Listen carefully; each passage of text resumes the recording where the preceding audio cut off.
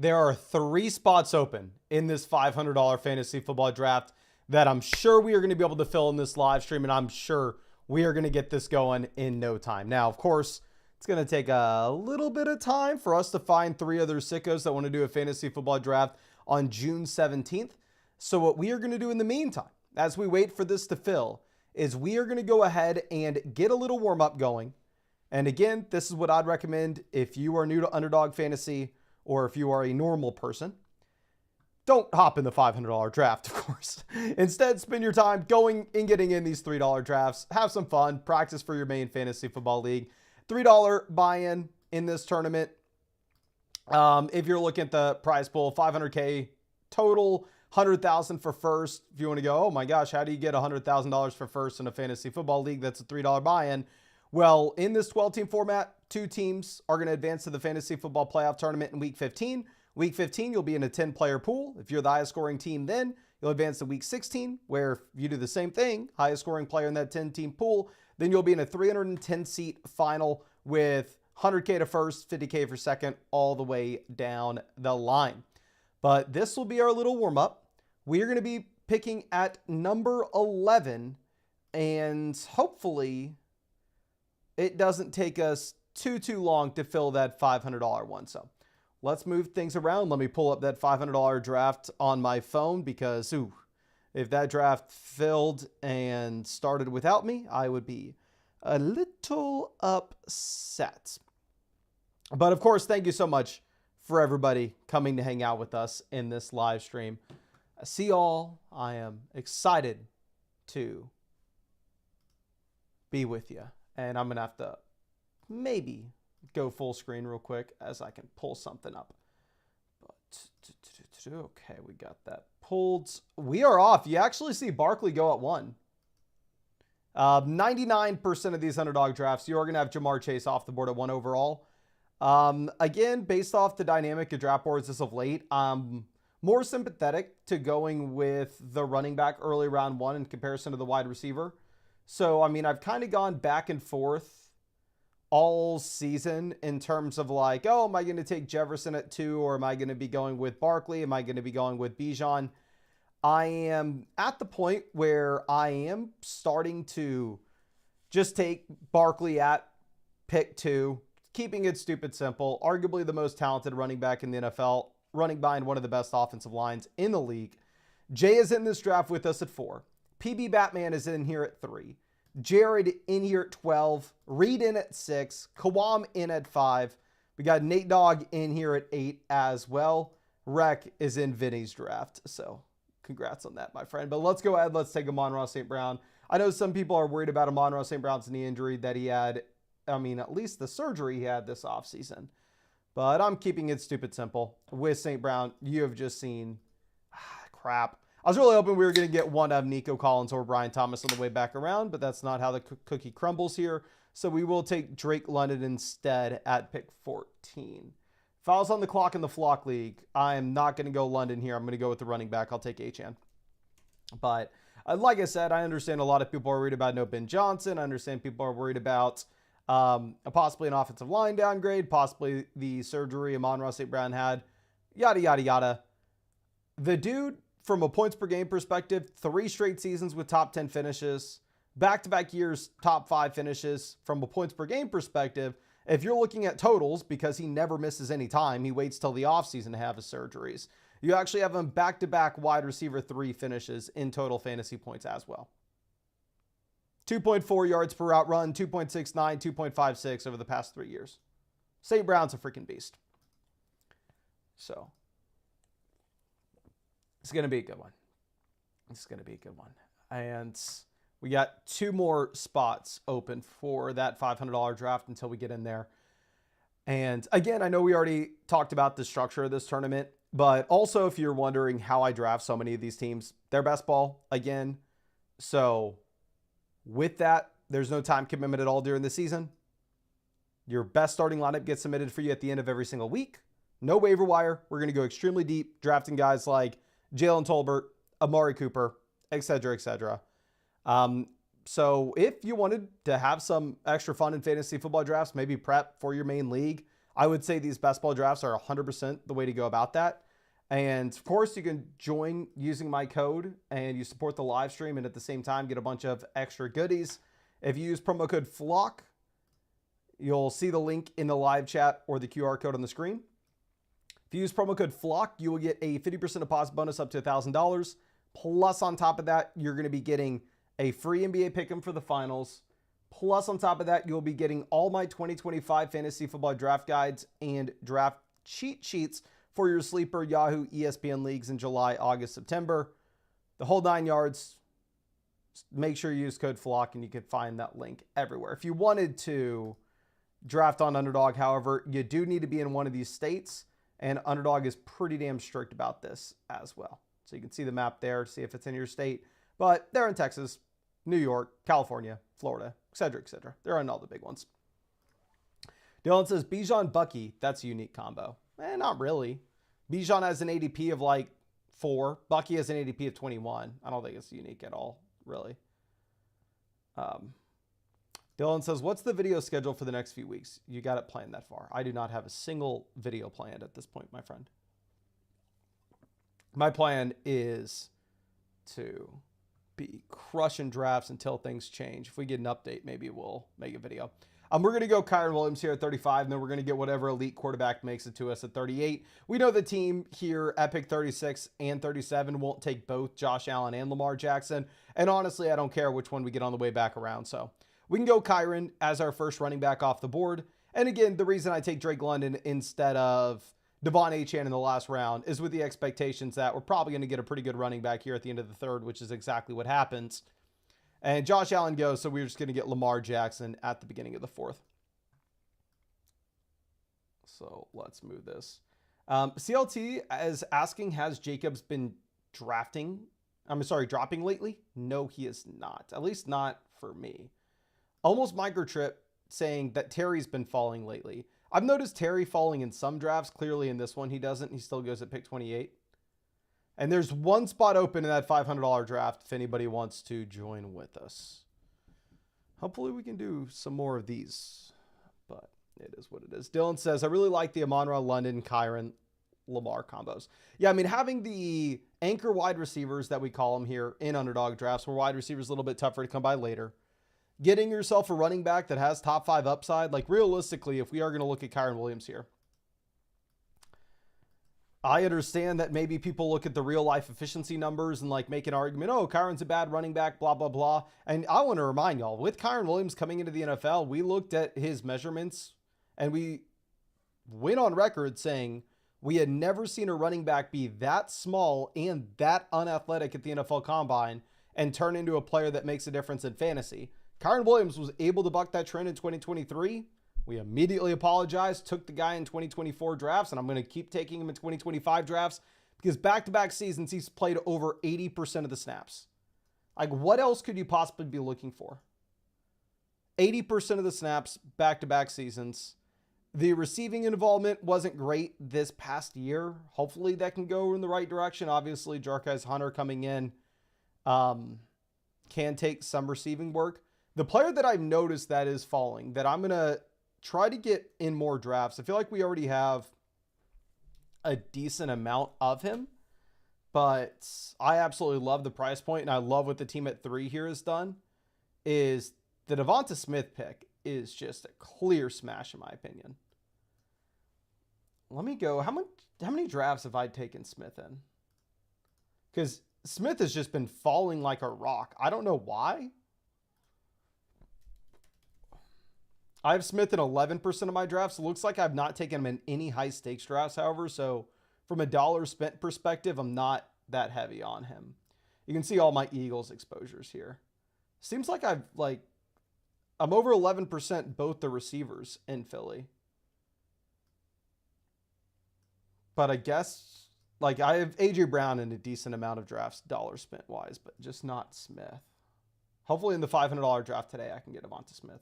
We'll take Kenneth Walker. Kenneth Walker, now that J.K. Dobbins is in Denver, is like the last running back in this tier. So we can go Kenneth Walker. It is interesting to point out that we do have 3 players through the first 5 rounds on the week 8 bye. So I think we can use that as a tiebreaker going into the future that we probably Don't want to keep slamming week 8 buys. This team goes Jordan Addison and Trevion Henderson. I will take Godwin. I think it's a very flat tier with Rome, Jennings, Olave, Judy. I don't see Deebo Samuel in this tier, which is why I'm so underweight Deebo. With our squad, we have a lot of veterans that should give us production early in the season. It's not like we built around some rookies like Tet McMillan early. So I think we can afford to take Godwin and not have a ton of points early, but more so optimized for the final 3 weeks on what we are going to get there. So we'll take Godwin as our third wide receiver. But overall, I really like the team. I think it's an extremely well-balanced start, which is where I'm trying to put myself more times than not. T. Gaskin out of the $500 draft wins. We are still waiting for that $500 draft to fill, my friend. That $500 draft is one spot away from filling. Juju says Calvin Ridley over Godwin's even crazier.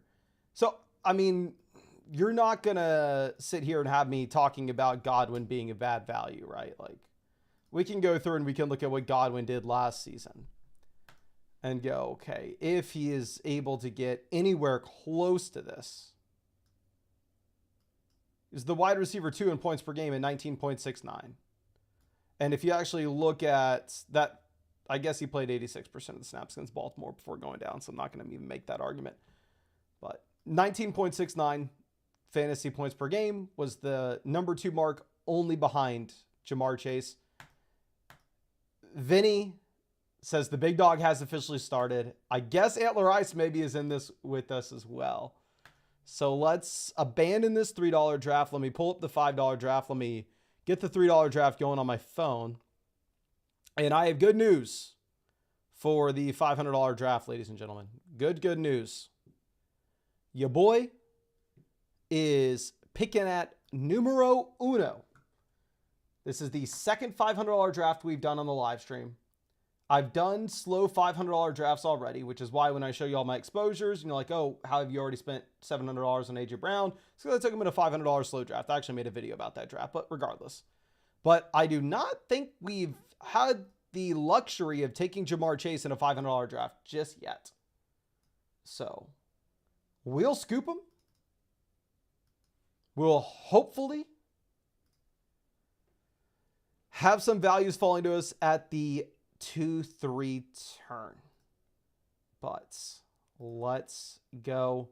And yes, we have some familiar names in this draft. And yes, it is nice to see we are not having a draft next to them. OMG is at pick 7. Far enough away where we don't have to worry about him. Antler Ice at pick 8. Far enough away where we don't have to worry about him. And Vinny at pick 9. Far enough away that we don't have to worry about him. And yes, we have a former Best Ball Mania millionaire winner at number 10 as well. Lee says, what's the pot in the $500 tourney for first place?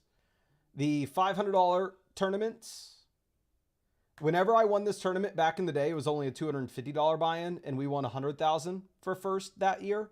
But since it's a $500 buy-in now, I guess they just kind of doubled the prizes, because now it's $200,000 for first, $100,000 for second. So obviously I wish I would have won it the year that it was $200K to first rather than $100, but it is what it is. It is what it is. I mean, would have been nice, because obviously last year I did not make it. I did not make a single team to the finals in the big dog, despite advancing a super high rate of our drafts. But that is what it is. J. Rob says, hey, Vinny, instead of donating to the rake in these tournaments, you could be sending some money our direction, you know. I really, how about this? If Vinny, you have to agree to this right now. If Vinny takes down any underdog tournament this year, next season we need a weekly Vinny segment where Vinny is on the live stream with us. I'll figure out how to set it up, and we'll make it work. But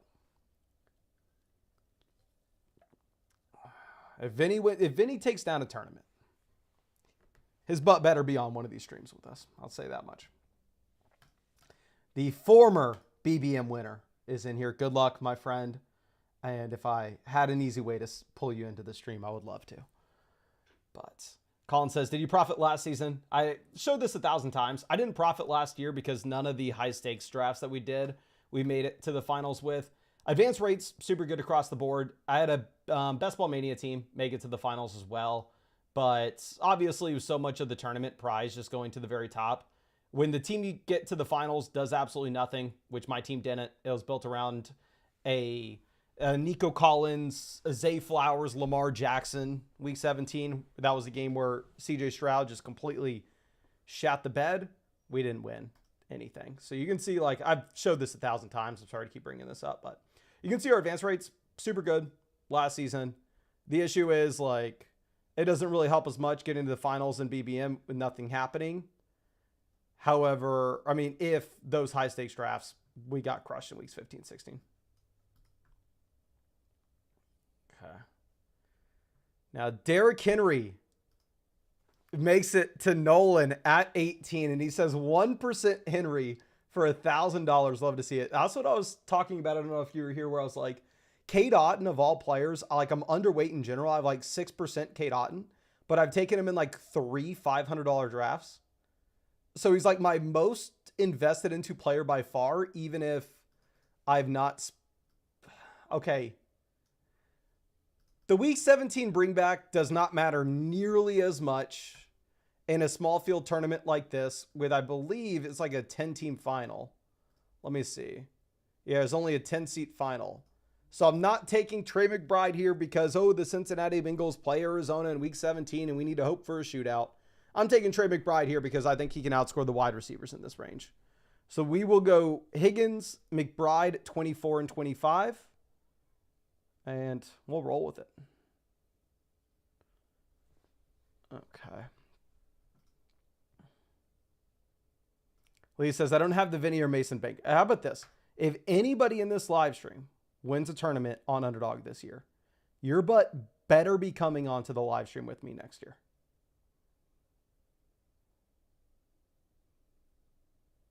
That is a mandatory rule. The other draft, by the way, that $3 draft that we were looking at earlier, I took Jaden Reed and Josh Downs, then Cam Scattaboo and Mark Andrews for the Lamar stack. Okay. Yes, I agree. Says, looking good so far. McBride is underrated. His TD rate should come up. So obviously, Underdog's going to be half PPR, which will be different than what we're looking at here with a full PPR league. But again, I know we've showed this a bunch, but McBride last season, 15.61 fantasy points per game. Can we look at the other receivers in this range? Garrett Wilson, 14.82. Tyreek, 12.84. Jaxon Smith-Njigba, 14.88. Marvin Harrison, 11.56. Devontae Adams,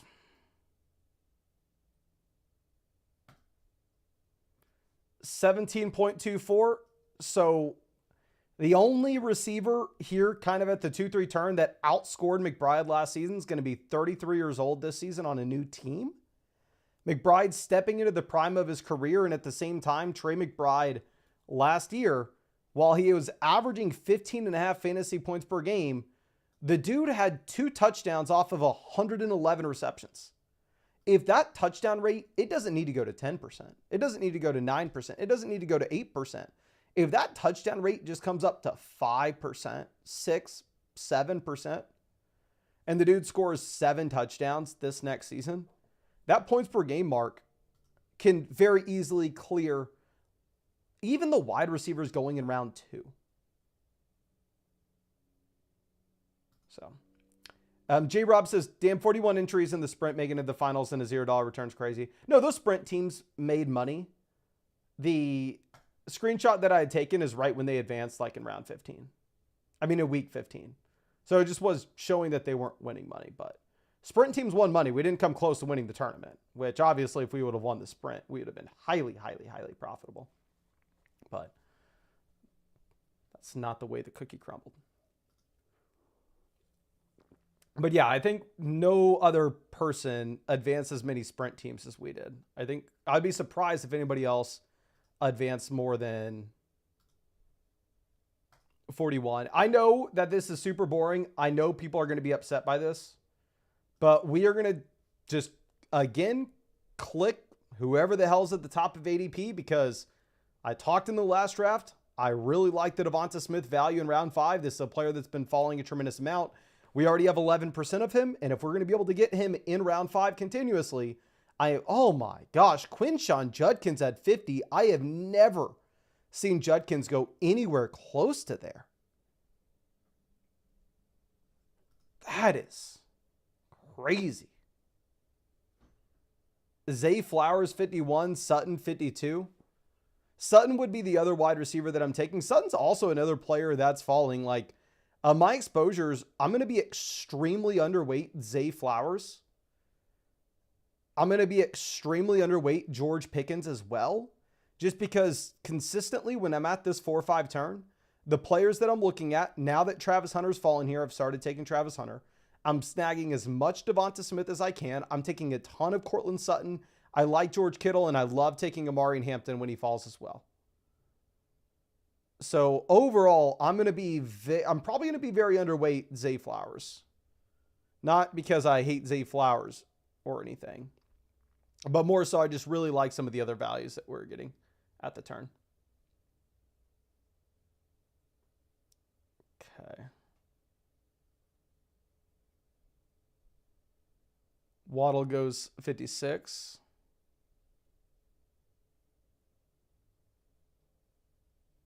Sorry, I'm in the other draft trying to figure out what we should do.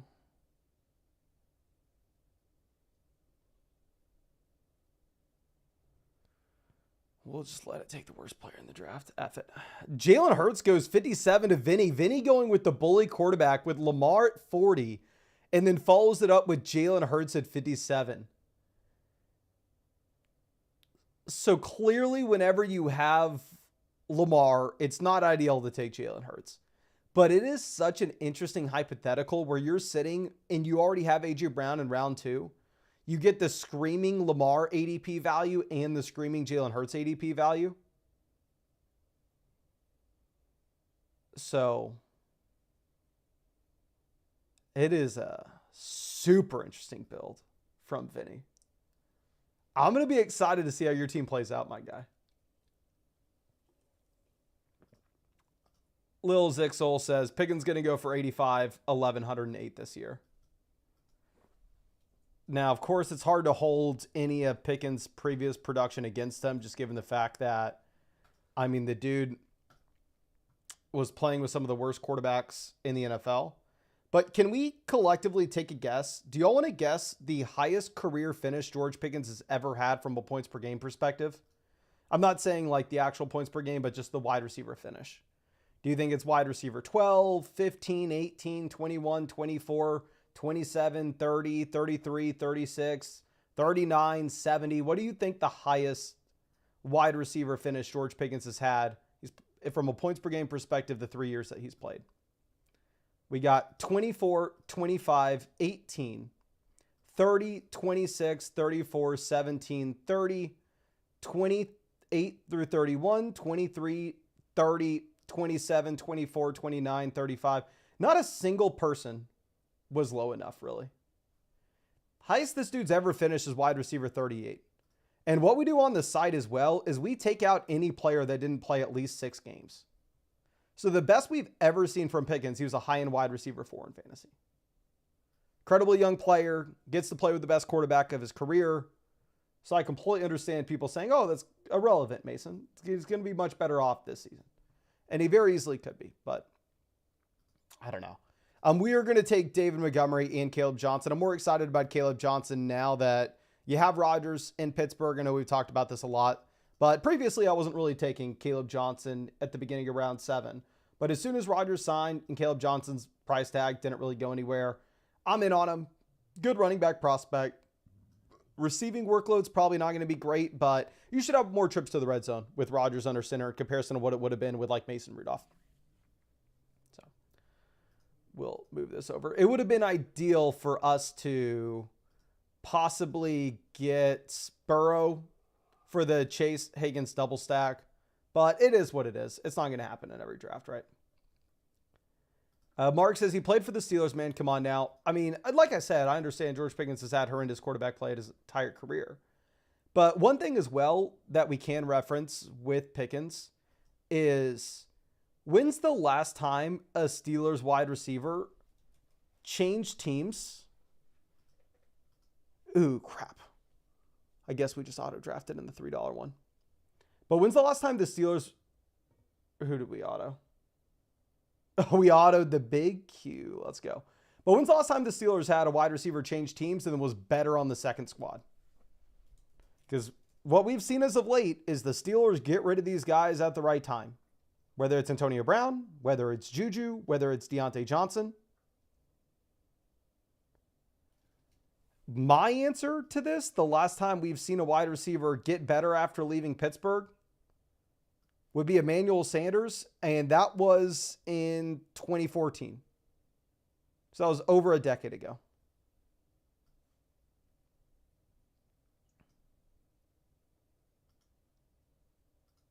Lemonade says, Pickens makes circus catches with dudes draped all over him, but he always has dudes draped all over him. Feel like he can't. That is 100% the thing.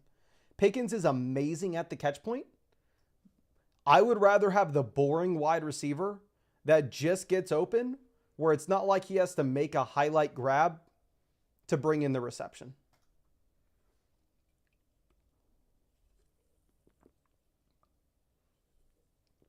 So, again, I'm not sitting here saying that like George Pickens is some garbage pick by any stretch of the imagination. I'm just saying that I'm going to be underweight Pickens. I'm going to be underweight Flowers, because I prefer the Devonta Smith, Travis Hunter, Amari and Hampton, Cortland Sutton, George Kittle picks at the 4-5 turn. Nolan says this draft is wild. This is a pretty crazy draft. I like my team so far, but we'll see what happens. This can go off the rails soon. Cooper Kupp, I have noticed, has been falling in drafts as of late. Michael Pittman Jr. goes 94. Thank God we get Kyler. Whew. That'd have been tough.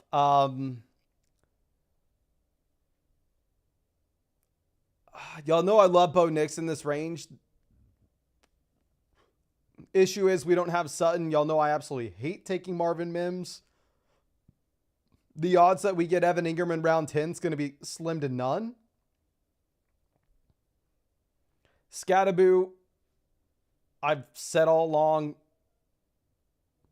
rubs me the wrong way. With Kelsey, the difficulty is at 120, 121.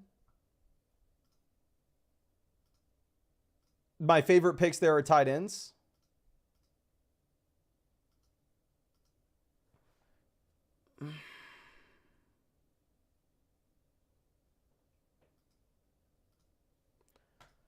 We'll take Mason. I've drafted barely any of them.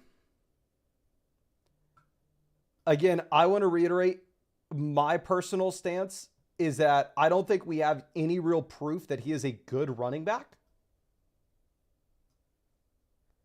I understand why people have been taking Jordan Mason, however, and that's because the Vikings offense projects out to be great, made significant investments into the offensive line. Y'all know I am always getting clowned for caring about running backs' age.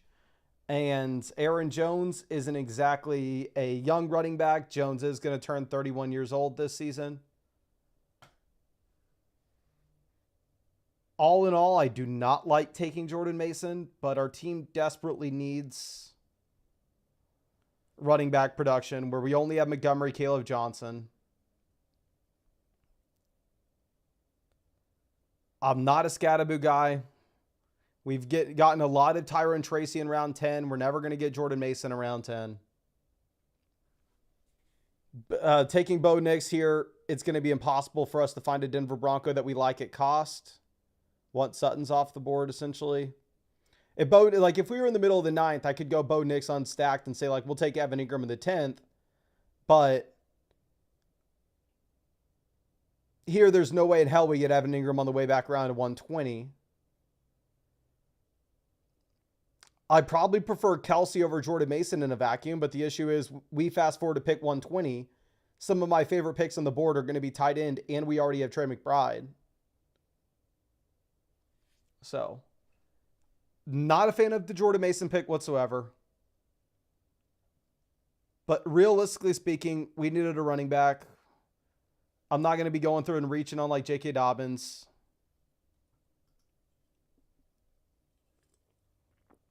So we'll figure it out. And yes, if you have not done so already, please go down there, hit that like button. We're going to be getting in more drafts tonight on the live stream as well. Don't expect us to be getting in any more $500 drafts after this one. And obviously, if you wanted to be able to come out to these live streams that we're doing every single day, hit the bell next to the subscribe button. YouTube will tell you when we're live. CLT says, okay, why not take Burrow there for the stack instead of Hunter? I am never taking Burrow there at 48, 49 when I have Chase and Higgins, just because the more likely outcome, it's not guaranteed ever, but is that we're going to get Joe Burrow making it to us at 72. Because for us to not get Burrow making it to us at 72, it means that a team's going to have to take an unstacked Burrow, which is what you saw with this team at 5, deciding to go with like an unstacked Joe Burrow. They also followed it up with like Patrick Mahomes 2 rounds later. So we were trying to push Joe Burrow to 72 to create a unique combo that really not many people in this tournament are going to be able to replicate. But obviously it did not work out here.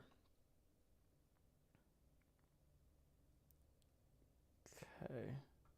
Scatterboot goes 116. If Evan Ingram makes it to us, where we could have just taken Bo Nix in the last round instead of Jordan Mason, I'm going to be a little upset. Okay, Evan Ingram goes 118. Jonnu goes as well. Zach Charbonnet is going to be the super easy selection here for our 4th running back. The question is, are we going to take Tyler Warren, Loveland, who are kind of my favorite picks on the board, or are we going to go Najee Harris and just play some early season catch-up at running back? Because the thing is, if we're going to look at, I'm never taking a receiver here. These wide receivers here are absolute bums. We have a great wide receiver core of Chase, Higgins, Hunter, Devonta Smith. Obviously, there are no quarterbacks on the board. If we were to take a quarterback, we're reaching on McCarthy or Lawrence. Lawrence is in play for us because we have Travis Hunter, but I'm not taking Lawrence. 14 picks, head of ADP.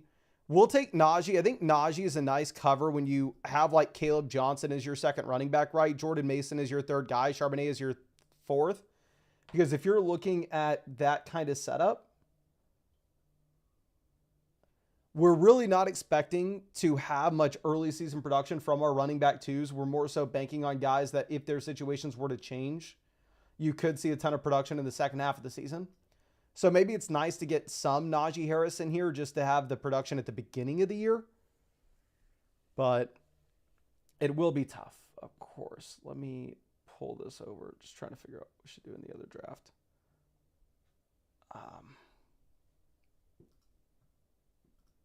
Palmer Jones says, why do you like Charbonnet over Najee? We've seen the ceiling from Charbonnet that Najee just can't really match, right? I know it's like a week-to-week thing, but if we're looking at Charbonnet last season, we get an RB8 week, an RB7 week, and an RB1 overall week. I mean, the dude in week 14 dropped 38 points. Have we ever seen Najee? So last season, we had 2 25-point games from Charbonnet. Last year, we did not have a single 25-point game from Najee. The year prior, not a single 25-point game from Najee. Got close a couple times. The year before, we get 1 25-point game from Najee. And obviously, we have to go back to 2021 when he was actually putting them up. And this is when he had the full-time starting job. And I also personally believe that Amari Hampton is a better running back than Kenneth Walker. So if I think Hampton's a better running back than Kenneth Walker, Walker's shown that he will get injured. We've seen the true upside that you're going to get from somebody like Charbonnet regardless. I think you can make an argument to have Charbonnet over Najee.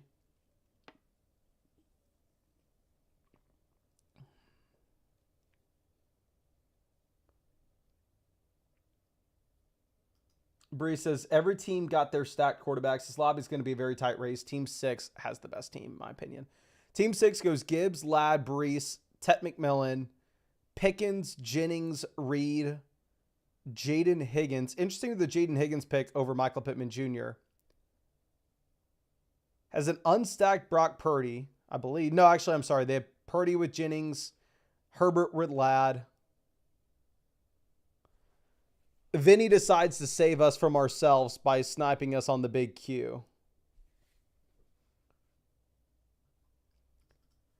So our first running back off the board at pick 72. We are definitely in play to take a 6th running back. I would obviously prefer to not take our 6th running back before our 5th receiver. Jack Besh goes. McCarthy off at 142. We're just getting boxed out at quarterback here. That's what's happening.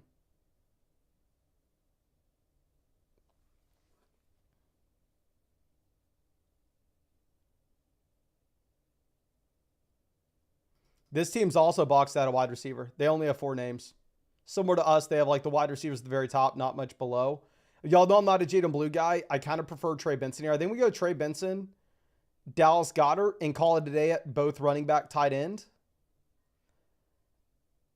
As realistically, Dallas Goedert clears Leggett in points.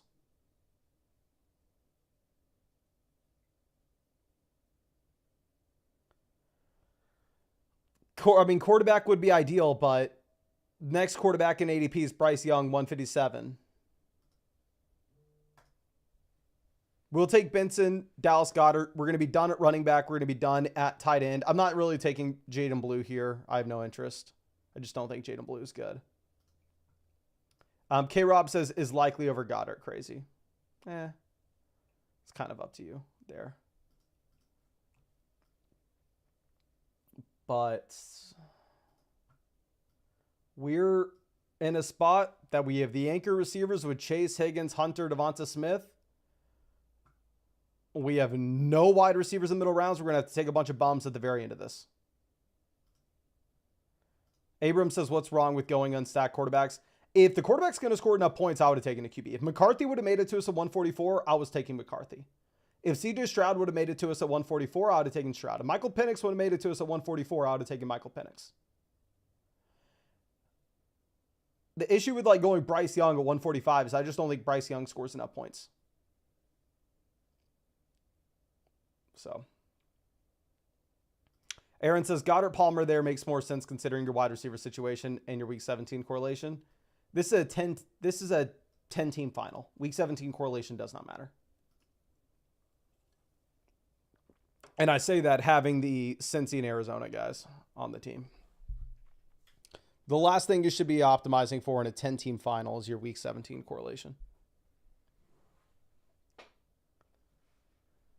Okay, Roshan goes, for us, what we want to see selfishly in this draft, with 6 running backs off the board, having an elite tight end with McBride and also Dallas Goedert, is it would be great to see as many running backs and running backs and tight ends get drafted as possible.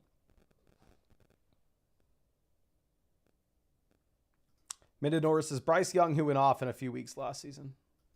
Bryce Young, who also put up arguably one of the worst rookie seasons that we've ever seen. And Bryce Young, who last year, 5.6 adjusted yards per pass attempt, 4.5 the prior season. Like, let's be on the same page. While, yes, Bryce Young looked good at the end of last season, Bryce Young has had about 25 absolute garbage, dog water, some of the worst performances you're ever going to see. And Bryce Young's had about 3 good games. Maybe 4 or 5, if we're going to be generous. Bryce Young is not anywhere close to somebody like CJ Stroud.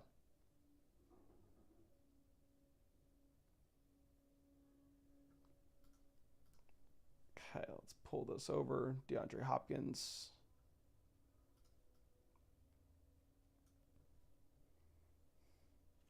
Bryce Young goes 166.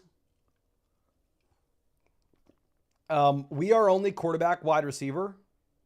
We need 3 quarterbacks. We have no other option but to really reach on him here.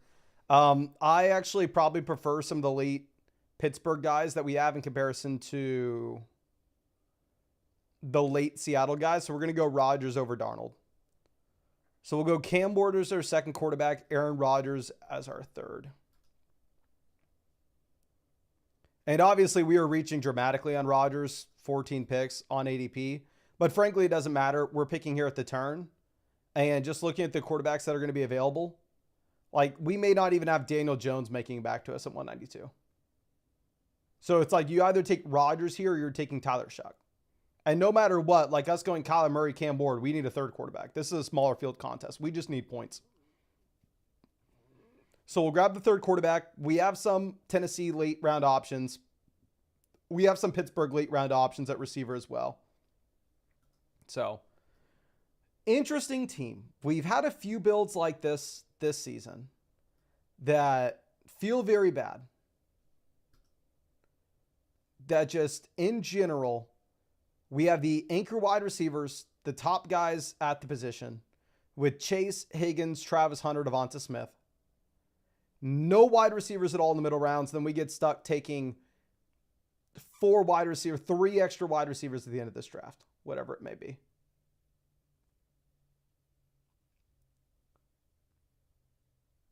Aaron says, are you playing to win or to min cash? My friend, I don't know if you've been in the smaller field contest on Underdog. The week 15 pool is 6 players. The week 16 pool is 6 players. The week 17 pool is 10 players. I can guarantee you if your quarterbacks are Kyler and Cam Ward in a small field contest like this, you want the third quarterback. If you're playing the puppy, maybe very different. But yeah, so we are going to have to just take the grossest names ever at wide receiver below. And if we know we would have gotten boxed out a wide receiver like this, I think that Trey McBride pick at 25, we should have just taken Tyreek Hill. We should have just gone 5 wide receivers straight.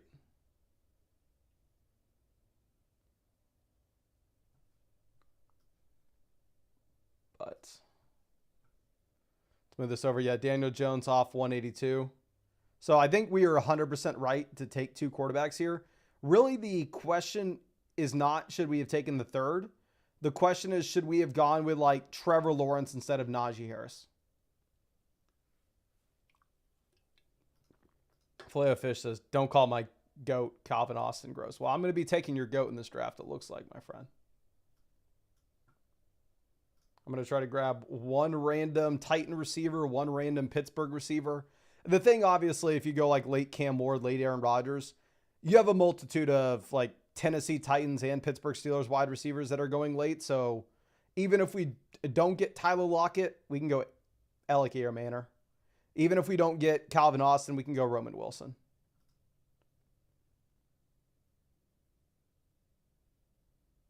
Okay. Ollie says Keenan Allen's going to take Calvin Austin's spot. Oh, Keenan Allen's gone, my friend, so we ain't got no option.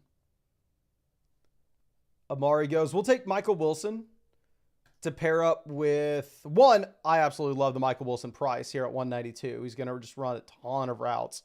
And we'll take up Calvin Austin as well to pair with Rodgers. And then we'll grab whatever bum round 18 wide receiver, hopefully Tennessee Titan to pair up with Cam Ward. But looking at the squad, for the love of God, Travis Hunter, you better be good. If Travis Hunter is a defensive player, we just lit $500 on fire. Because we are so thin at wide receiver in the middle rounds that if like Travis Hunter's Marvin Harrison from last season, RIP our team, RIP our odds to do anything here. But anyway, first, let's go offenses we are betting on with this team. Cincinnati, we have Chase Higgins. Arizona, we have Kyler, McBride, Trey Benson, Michael Wilson. Philadelphia, we have Devonta Smith and Dallas Goedert. Pittsburgh, we have Aaron Rodgers, Calvin Austin. And then Tennessee, we'll have Cam Ward and a bum Titan. So this is just such a weird build. This is not a good. I don't want to say it's a bad draft. Maybe I'm in denial. But wide receiver, we're sitting with Chase, Higgins, Hunter, Devonta Smith, Michael Wilson, Calvin Austin. Tight end, we have Trey McBride and Dallas Goedert. Quarterback, we have Kyler, Cam Ward, Aaron Rodgers. Running back, we have Montgomery, Caleb Johnson, Jordan Mason, Zach Charbonnet, Najee Harris, Trey Benson. K-Rob says, only one way to fix this feeling. Time to run to another 500. Our butt is probably going to have to go down to a $3 draft after this one. Not going to lie with you. Drew says, it's decent. Pick one so hard because you get boxed out of picking only back-to-back. I think there's a path for our team to crush. And I think everything almost hinges on Travis Hunter. Because it's very realistic to see our running back room being just fine. Getting by with enough production. Like every single one of our running backs that we took, I think will be touching the ball to some extent week one.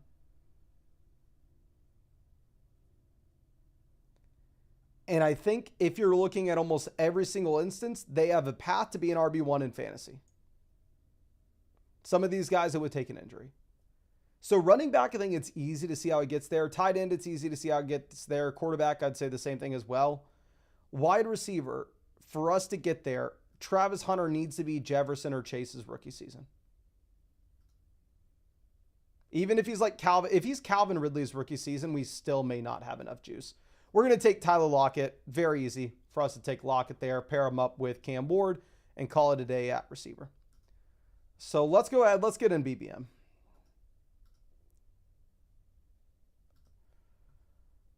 That was stressful. That was not worth it. We should not have gotten into that. Oof.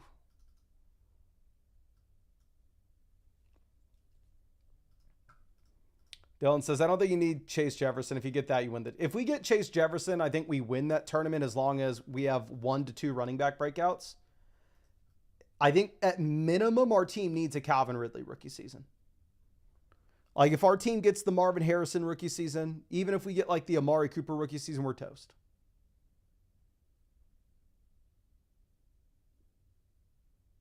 Okay. And we are pick 5. So we are arguably in the best pick in underdog drafts this year, in my opinion. Drew says, I kind of hate pick 1 and pick 12 because you can't push anyone. Reed, I'm sorry. It's going to be almost impossible for me to pull that team up.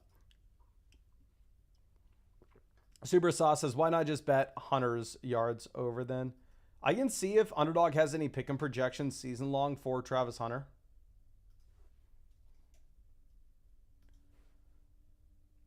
Travis Hunter's pick and projections on Underdog at the moment.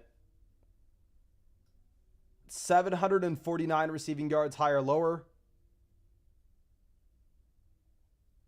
4.5 receiving touchdowns, higher, lower. 1.5 defensive interceptions. This is the easiest lower I've ever seen in my entire life.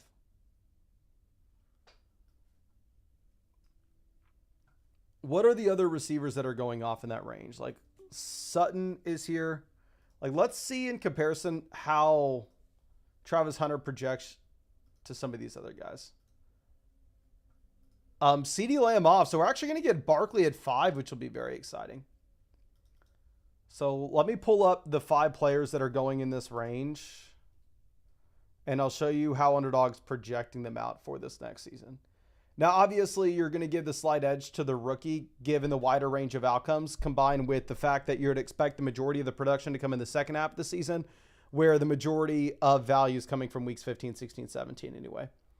So the 4-5 turn has Devonta Smith, Cortland Sutton, Zay Flowers, and George Pickens.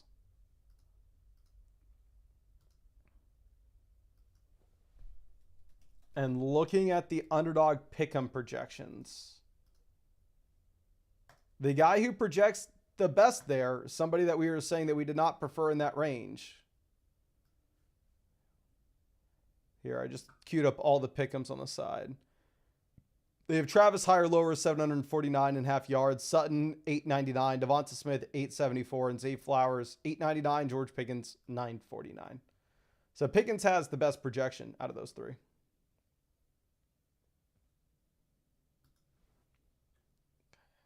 Henry says, I have a feeling Hunter will probably play more cornerback, unfortunately. If that's how it happens, we are screwed. Eli says, I haven't been able to see pick-and projections for NFL season on Underdog. Do you have any idea why that may be? What state do you live in?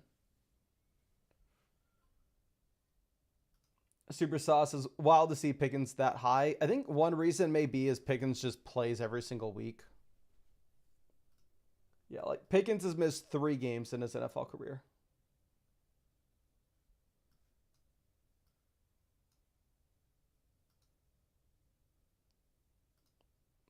Let's move this over. Derrick Henry off 17. AJ Brown goes 18. Let's go. Hell yes. That is exactly what we wanted to see. An Achane Barkley start is going to be so unique in this tournament with the way this lines up. Barkley typically going picks 2, 3, 4. Achane typically going around like pick 17, 16. You need a pretty big Barkley fall and a pretty big Achane fall to have this overlap. This is amazing. Let's go. Now, only if we could have got this in the $500 draft. I would have botched it anyway. We would have ignored wide receivers in the middle rounds regardless. So I wish this was the $500 one now, but we would have found a way to mess it up. Here, there's less pressure. Maybe we don't just completely botch everything. But let's go. And yes, what we need to do at this point, we're slamming receivers. Now, if Josh Jacobs falls to us at 29, we'll see. But outside of a crazy instance like that, we are slamming receivers. And this is true. First place in BBM's $2 million, all right? We're playing for first. Why would I rather have the better team in the draft that you're only getting $200K for first, where we can take down the $2 million? Chase Brown income. Jacobs goes at 27. So that team there at 3 decides to start with the 3 running backs. I'm going to go JSN. Personally, I know a lot of people are going to hate me saying this. I saw everybody decide to spend a day on Twitter directing hate at me because I said I didn't love Davante Adams this year, even though every smart person on the planet does, which was what I said in the tweet, and people went, F you, blah, blah, blah. But anyway, typically, general rule of thumb, I'm going to prefer the young ascending option in Jaxon Smith-Njigba, where we got the breakout last season. Round 1 NFL pick, phenomenal prospect, stepping into his prime. We'll take him at 29 over like Terry McLaurin over Davante Adams. That's my personal preference. You do you. I'm not going to fault you whatsoever if you wanted to go through and take Davante Adams there at 29. Ethan says, would you ever do a flock dynasty league? It'd be too hard. It'd be too much work, my friend. But Adams goes 35. Terry off at 30. So yeah, more likely than not, we're just going to be taking a receiver and around it's 4 and 5 as well. Just in theory, if this team's taking down $2 million, we should already have an ungodly amount of points at running back.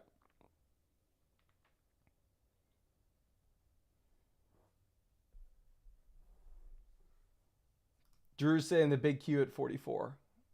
I think I can probably get him at 53, but we'll see. Evans goes 40. Imagine if we got Evans at 44. That would have been incredible. Good for us to see like James Cook, Jaden Daniels off the board. We wouldn't have really considered them. I know the receiver I prefer in this range.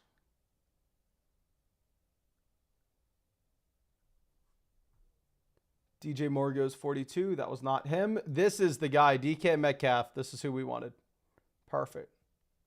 I know everybody's in on Jameson Williams. Like, speaking of every smart person loving Devontae Adams, every smart person loves Jameson Williams this year. But if I can, I'll just keep taking Metcalf over him.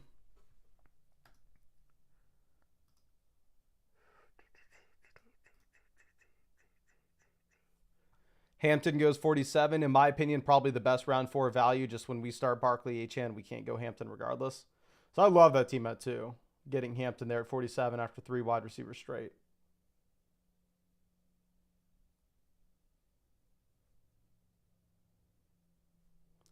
Travis Hunter goes 48. So the team at 1 just going our same start rather than Devonta Smith. They take a different player at 49. We'll see who that is. They take Kittle, so they're going to go with the bully tight end.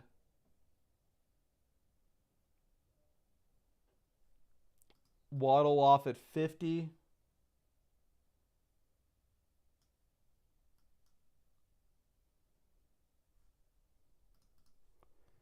This team started 3 running backs straight.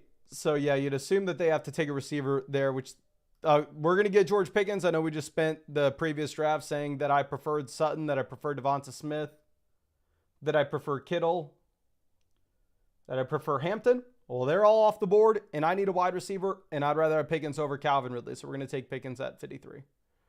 I really like the team at 4 as well. Getting the Devonta Smith, Jalen Hurts pairing at the 4-5 turn just feels great. Drew says team 1's going to get boxed out of wide receiver. I mean, that's what happened to us in the last draft, and we started with 4 wide receivers in the first 5. But maybe that was just a singular draft. Maybe that was me being an idiot. It's all a possibility. Paul says, what drafts do you recommend after the Schnauzer if you got a couple hundred to spend? Say you had like $200 that you were going to spend on Underdog this year. If you stick to the $3 and the $5 drafts, if you stick to the $3 drafts, hell, you can get like 65 drafts. So I know it may suck that, like, if you've already maxed out your Schnauzers and you already did like your 20, there's not really drafts available to you unless you like Superflex. If you like Superflex, go for the $5 puppy. But in reality, it's June 17th. Underdog's going to drop more $5 puppies. They're going to drop more $3 tournaments as well. So if you had like $200 to spend and you are like me, where you just legitimately love doing these drafts and think it's a great way to spend time, at least a fun way to spend time, and you've already maxed out like the $3 Schnauzer, I would wait for a new $3 tournament. I would wait for a new $5 tournament. The Ladster is out here. Happy to see you, my guy. Jason, yeah, we'll be doing more flock contests on Underdog this year. I can't 100% confirm that. I keep saying that I'm going to reach out to Underdog, and I haven't.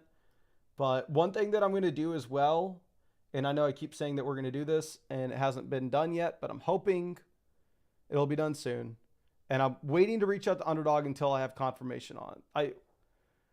Our developers on the side are working on things at the moment. Once they get done with what they're working on, their next task is they're going to be setting up what the Underdog team gave us for getting all the site members free Underdog credit. We're going to take Jordan Addison here. I know some people are worried about a 3-game suspension. If he gets suspended, it is what it is. We're optimizing for points in weeks 15 through 17 anyway, and we just need a bunch of wide receiver points. But so anyway, full transparency, what we have going on the back end. Devs are working out a couple of new features on the side at the moment. Once those are done, their next task is connecting with the Underdog developers and setting it up where if you're paid member of flockfantasy.com, you'll just go on your account page, you'll put in your Underdog username, $10 will show up in your Underdog account for free. And once they're working on that together, that's when I'll bring up to Underdog, like, hey, can we run back more Flock League, not Flock League tournaments, but can we run back more Flock tournaments this year? I don't want to just keep pestering them though. So I'm going to already have to pester them to get you all the free $10. And I'd rather pester them at the same time about the other thing rather than separately. Although I take a lot of Caleb Johnson, I'm going to reach on Diggs. We're just going to keep slamming wide receivers in the middle rounds. Nice thing about Diggs as well is we kind of need to give ourselves more options at quarterback.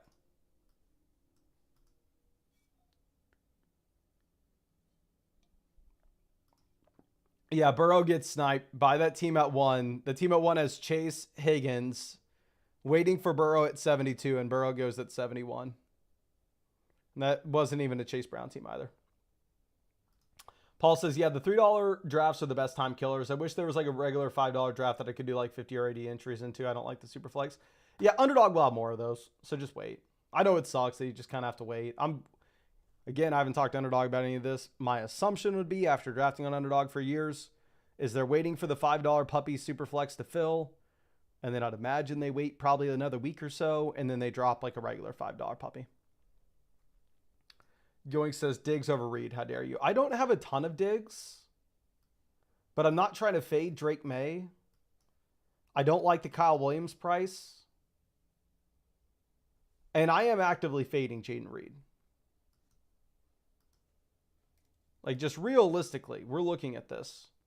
Jaden Reed, from his rookie season to year 2, fell from the wide receiver 26 to the wide receiver 43, despite bumping up his snap rate. And you go back and look at what you had last season. This dude had 1 game with over 6 targets. Some people got fooled because early in the season, he had these massive spike weeks off of very limited volume. But I typically like chasing receivers that have volume.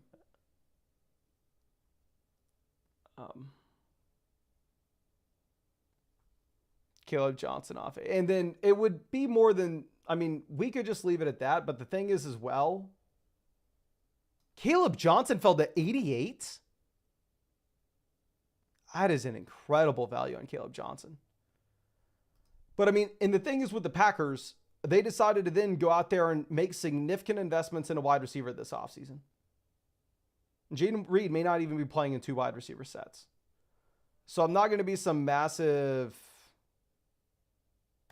Stephon Diggs stan, but it is what it is. We're going to take Brandon Aiyuk here at 92 as well. Definitely have more Michael Pittman Jr.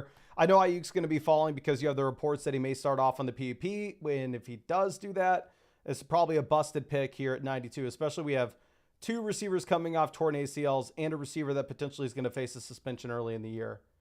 But hopefully one of Diggs or Aiyuk is ahead of where you'd expect them to be with the torn ACL.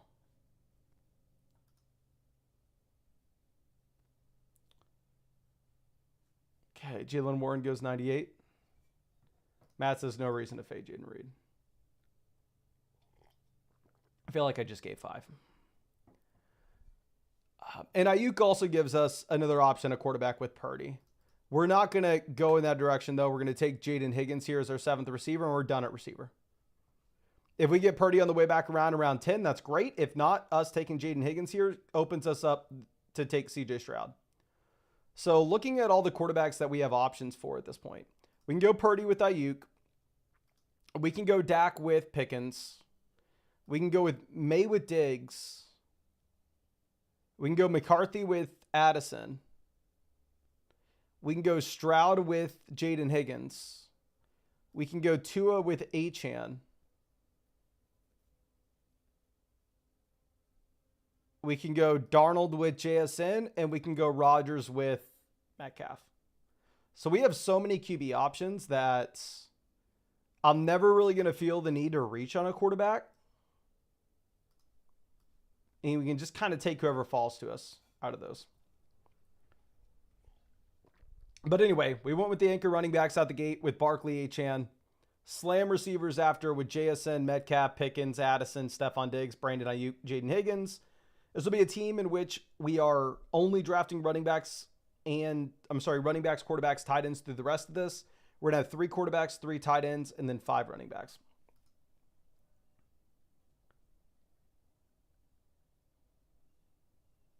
Okay, Caleb Williams goes 107 to the Baker team. So you'd assume that team's done at quarterback.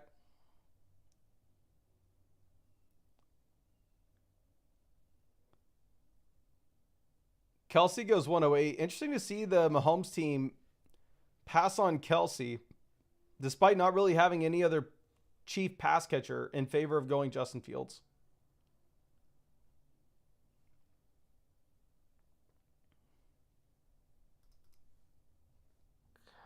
Evan Ingram goes.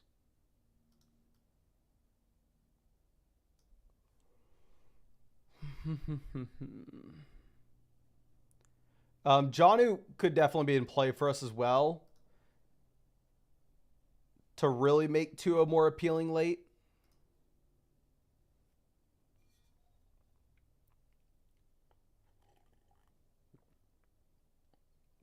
Is this team just on auto? They only have 3 receivers. Oh, they go Shaheed. Never mind. Jared Goff goes. So we're going to get Brock Purdy. Super, super easy pick. Purdy, easily the best quarterback in this range. We're sitting with Brains and Aiyuk as is. We already talked about taking Brock Purdy potentially in the previous round.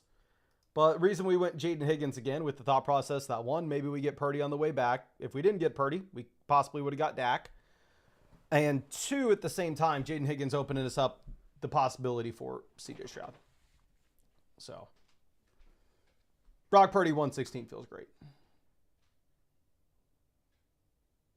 Okay.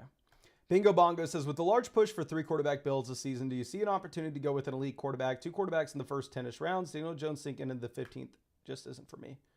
I haven't seen, maybe I just haven't been paying attention, but I haven't really seen a big creep with like the 3rd quarterbacks moving up boards. But if you're saying like, hey, I really don't like where 3rd quarterbacks are getting drafted, just take more Josh Allen, Lamar Jackson, Jalen Hurts. As you go like Jalen Hurts, Kyler, then yeah, you're done at quarterback. Okay, Tyler Warren goes. So it looks like these quarterbacks probably not in play for us. I'm not a big Javonte guy. I do really like Loveland.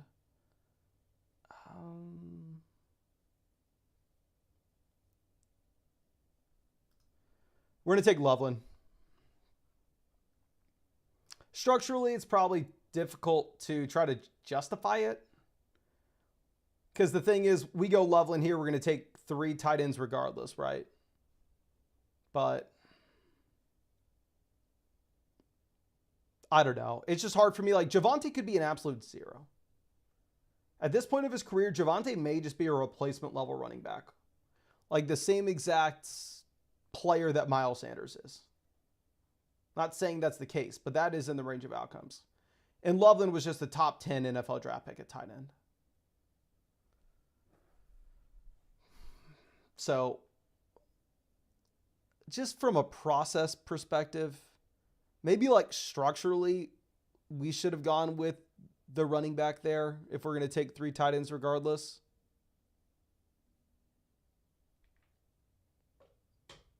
But player take wise, it's hard for me.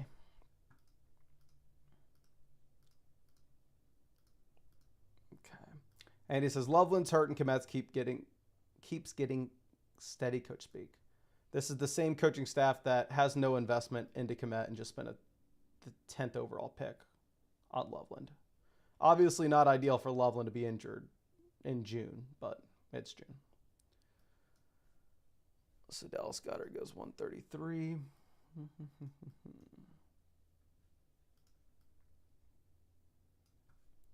Jack Bash, Trey Benson. We are done at receiver like we discussed.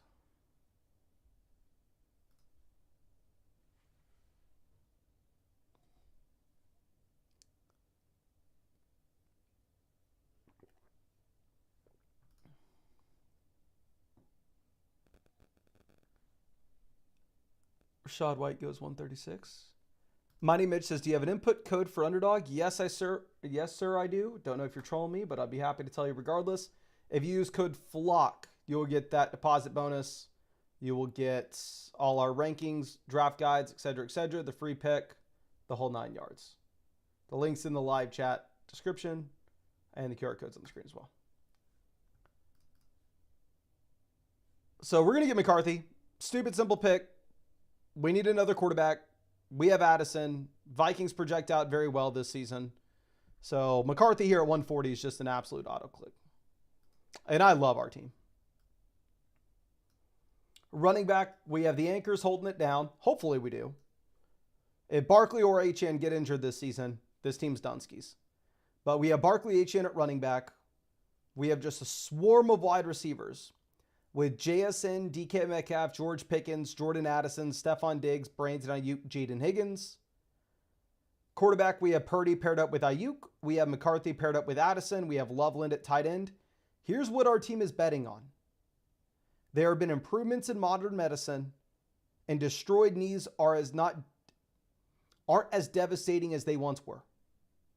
Destroyed knees doesn't matter. They can get a new rubber band. They can get some super glue. They can put them all back together. No sweat.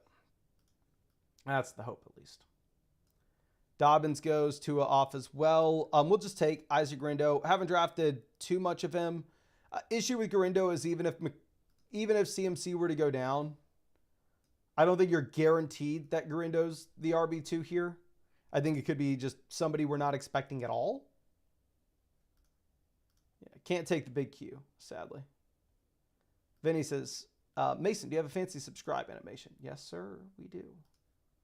Just in case you're not subscribed yet. There you go. Hit the bell next to the subscribe button if you want to come out to these live streams. Dragon says, how do you check your scores in the middle of the season on the draft? Is that possible, and is it only available on desktop? No, you can do that on the app as well. So what you'll do during the season, if you wanted to look at your scores and see how your teams are doing, is you will go to the drafts tab on the app. Or let me just pull this up exactly. You'll go to track drafts and live. So you'll see at the very bottom of your app, like down here, there's a track button. And then from your track, there's a picks and then drafts. You hit the drafts and you look at the live. There you can look at your completed drafts, your live drafts, and your draft results.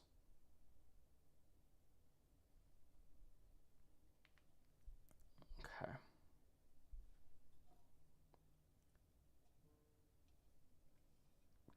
Adam Thielen goes 161. I almost want to take Michael Penix here just for the advance. Just get the raw points in here. Even if he doesn't correlate as well as like Darnold and Rodgers to this team. And like we take Michael Penix, we have no option for quarterbacks. Okay, never mind. Penix is gone. I legitimately was going to take Penix if he made it to us though.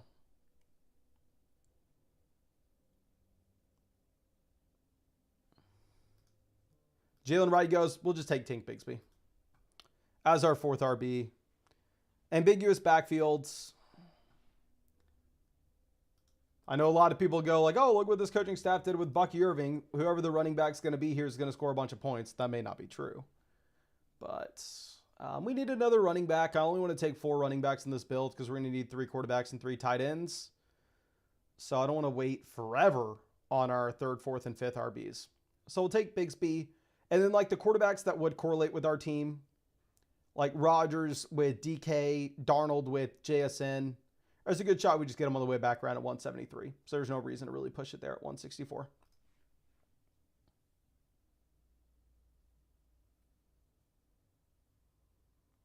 Okay. Lee says, do unstacked teams ever win best ball tourneys? I think it's really going to depend on the tournament that you're looking at. Like smaller field contests, I think you can get by with more so not being, we're actually going to ignore. We're going to go with an unstacked player. We're going to go with Matthew Stafford because I just think he dramatically outscores Darnold, Rodgers. We have correlating pieces elsewhere. And with Stafford, we can go Terrence Ferguson in the last round. I know we had like somebody in the comment section like a couple weeks ago going, Mason, you're an idiot. I got 4th place and won $500K on Underdog, whatever the hell it was. Not having any stacks. Which I would say, congrats.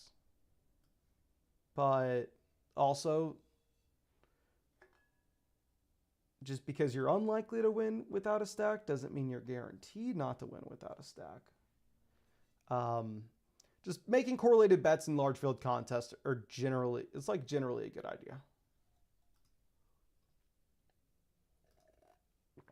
He says, yeah, I remember that dude, but could have been full of cap. Yeah, so anyway, like, it's possible to win an underdog tournament without stacks, but it's less likely. Like here you can tell, like, this instance, okay, we're going to take Matthew Stafford 173 unstacked just because I think Stafford's going to dramatically outscore the other quarterbacks, even though we have Rodgers with Metcalf, even if we have Darnold with JSN. Some people may tell you that this is horrible, and some people may say you shouldn't do it. I don't know the right answer either way. Tom says, I don't get stacks. You're more concentrated with stacks, so you do better and worse with it. So like the idea behind it, and obviously there's a lot of math and everything that goes behind it as well, but just to very easily think about why stacks and correlating pieces matter, especially in tournaments, but even in your regular fantasy football league, is say hypothetically I take Brandon Aiyuk here. I have Brandon or Jordan Addison. If I take Jordan Addison in this draft and JJ McCarthy turns out to be an absolute bum, JJ McCarthy's absolutely garbage, Addison's probably going to do pretty poorly. And if I'm in a massive tournament trying to turn $25 into $2 million, if like Addison does pretty poorly, I probably am not going to be able to turn that $25 into $2 million. I probably need Addison to do well. So if I need Addison to do well, the scenario that I need to play out is I need McCarthy to be pretty good. So might as well just also take McCarthy. Whereas like say I take an unstacked quarterback, like instead of taking McCarthy there, we'll take Chubb as our 5th RB and then we're going to call it a day at running back. But instead of taking McCarthy, say I took like an unstacked player like Geno Smith, I would need McCarthy to be good for our Jordan Addison pick, and I would need Geno Smith to be good in general because we took Geno.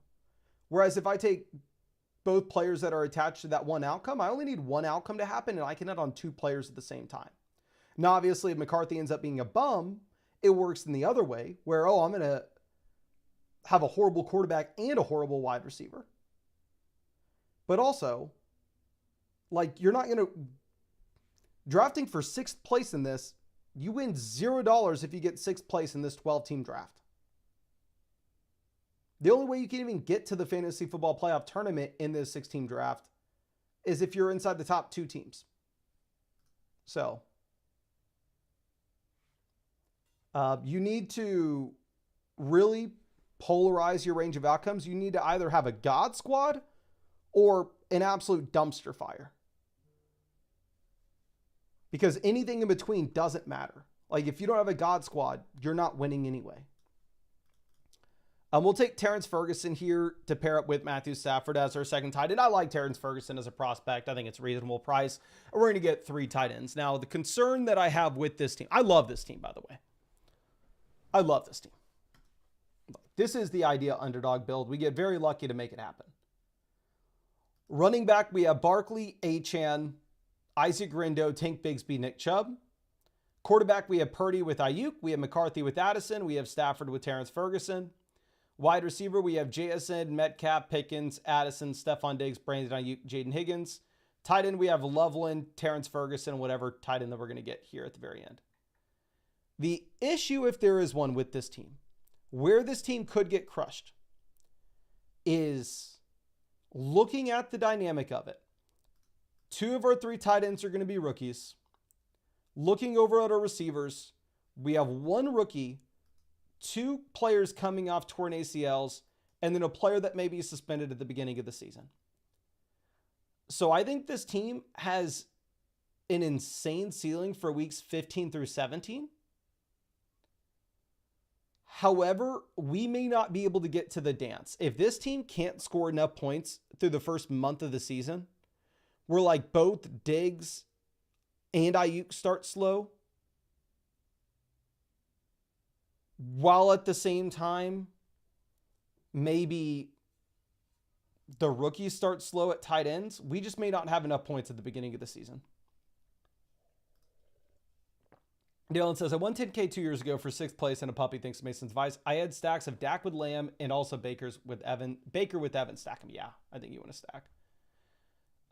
There are instances that like, I think the 100K tournament I won, I don't remember my quarterbacks were, but I believe I had like both AJ Brown and Devonta Smith without Jalen Hurts. If that matters to y'all at all. So when we're looking at our 3rd tight end here, I'm going to prefer not to go with the 3rd rookie. I prefer to get somebody that can give us some production at the beginning of the season. So might as well just take Juwan Johnson, get the boring tight end, the guy that you know is going to have a role, and then hopefully Loveland or Ferguson give us the ceiling in this second half of the year. Okay. So Juwan Johnson, let's hop in another draft. How many BBM drafts do I have left? So I have 90 BBM drafts left. How many do I have of the Schnauzer 2? I only have 4 Schnauzer 2 drafts left. It looks like there's a lot longer in this tournament, so I'm going to save those. And we are going to get in a BBM, as I want to be able to do the Schnauzers to start every stream.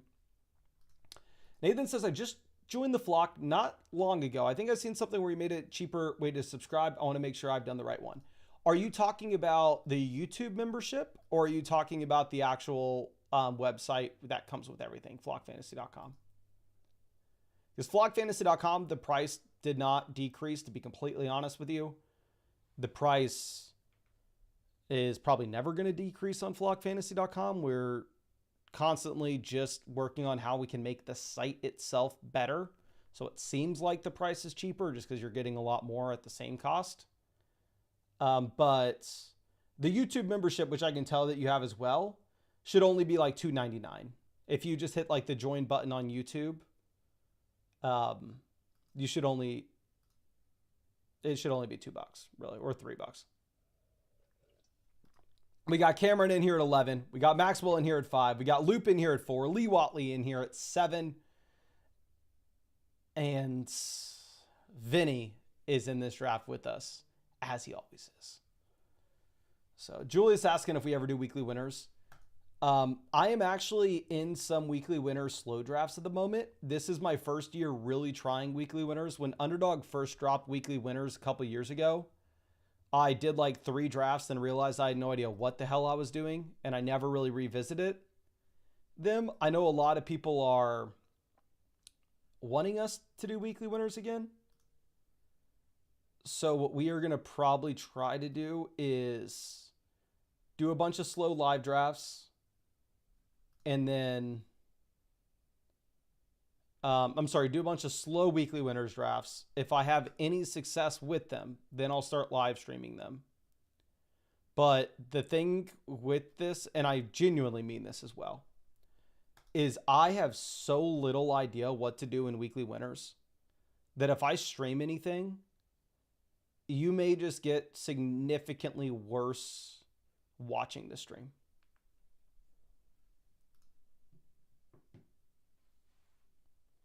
JMO says, what's the key in weekly winners? Stacking the same buys? I have no idea. Like, I'm testing out a few things in weekly winners. If any of them work, I'll report back. My expectations are I'm probably going to get crushed. And y'all probably not see me stream any weekly winners because... Henry says, is it true Barkley had 490 touches last season? Well, let's figure this out, my friend. Barkley. Barkley last year had 345 carries and 33 receptions. So he had 378 touches. I guess he had touches in the playoffs as well, because on the site, we're not pulling in playoff stats there. So Saquon Barkley in the playoffs had 91 rush attempts and 15 targets. So let me get out the little calculator. 91 plus 15 plus, what did we say the regular season statistics were? 345 plus 33. Barkley did not have 490 touches last season, but he did have 484. So maybe a little bit of concern if you're drafting Barkley. Mark says, why do some players on Flock Fantasy don't have stats for him? Can you let me know which players don't?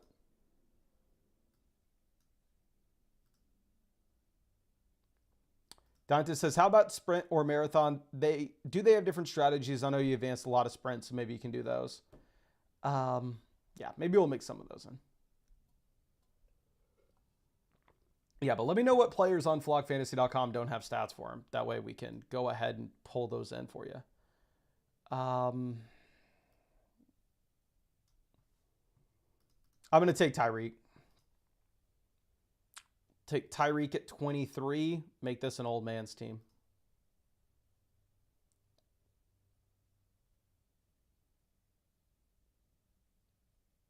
Cool Man says, what is the sprint? New to Underdog, mostly pick 'em. So I'll explain the sprint. Like I said, if you look at my, and we'll take Bucky here in the third. If you look at my results in the sprint last year, I advanced 41 teams out of 150. And if you want to just do some simple math of like, what's the average advance rate? So 150 is the max teams you can enter. I maxed out the sprint last season. I really do like the sprint structure. I'll talk about that in a second. But 2 teams advance out of 12. So like the average would be 25 teams advancing. So we absolutely crushed the average advance rate. Like I said, I'm going to keep saying it until somebody proves me wrong. But I think we advanced the most teams of anybody in the sprint last season with 41. We had the above average advance rate in BBM as well. And the high stakes drafts as well. But we did not max out the high stakes drafts. The BBM and the sprint were the only drafts I maxed out last season. But the sprint's set up differently. So like looking at the BBM structure, I'm sure everybody knows this, but I'll just reiterate real quick. So it's set up in a way that you're drafting against these 12 other guys. These 11 other people, the 2 highest scoring teams in the regular season will advance to week 15. Then in week 15, you're in a 13-player pool.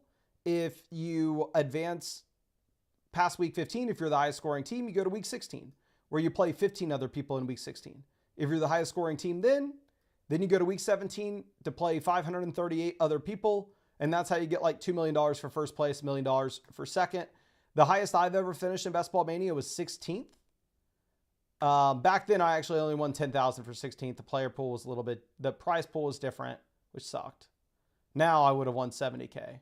I did advance a team to the final last year as well, but that team just got absolutely smoked.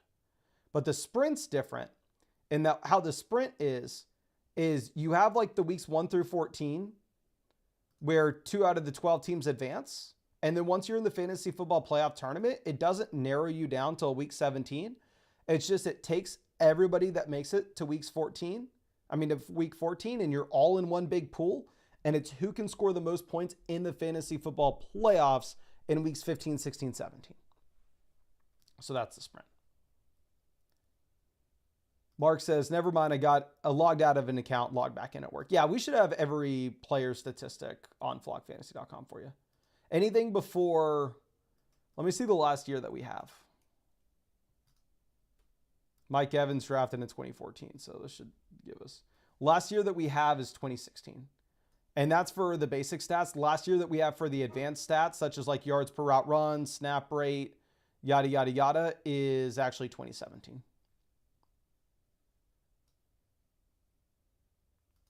Brando says, what was your advance rate to the next round at BBM last year? Last year, I showed the tweet earlier. I think we advanced 34 teams in BBM.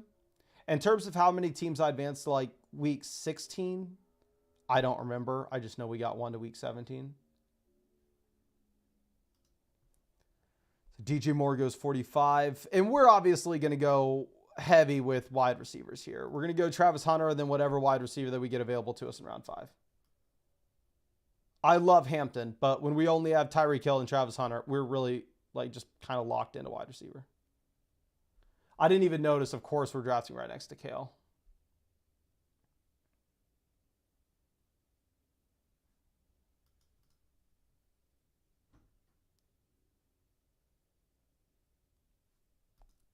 Okay. He goes Hurts. God, Pickens is so much. What would be our alternative wide receiver versus tight end in the following round?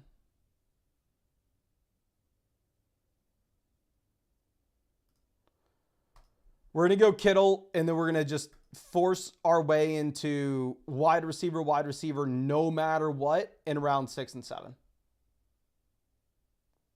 We'll go Kittle. And the thing with Kittle versus Pickens is I think Kittle just outscores Pickens easily. And I know I've said this, that like, oh, Pickens is with the best quarterback of his NFL career. I completely understand why people are more excited about Pickens now than they've ever been. But the best mark we've ever seen from Pickens is 12.28 fantasy points per game. If we go over and look at George Kittle, 15.77, 12.7, 13.34, 14, 15, 15, 16. So obviously we can ignore George Kittle's rookie season. And once George Kittle turns into George Kittle. That's been 1, 2, 3, 4, 5, 6, 7 years. You're looking at a 7-year sample where George Kittle's worst season is better than George Pickens' best season. Now, again, Kittle's another year older. It is going to be a concern once these players, even at tight ends, start pushing this age. Kittle's going to be 32 years old this year. George Pickens stepping into his prime, best quarterback of his career. So I completely understand that Pickens is on the up and up and Kittle's on the down and down. But Kittle, in my opinion, probably outscores Pickens. And you get that production at tight end rather than wide receiver.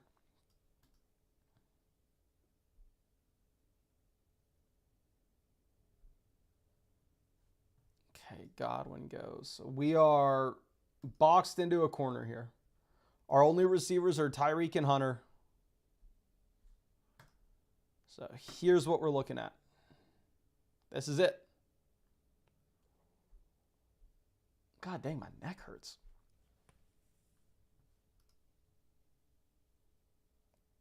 Monk says thoughts on Team 10. We'll check out Team 10 after this, my friend. James Conner goes 68.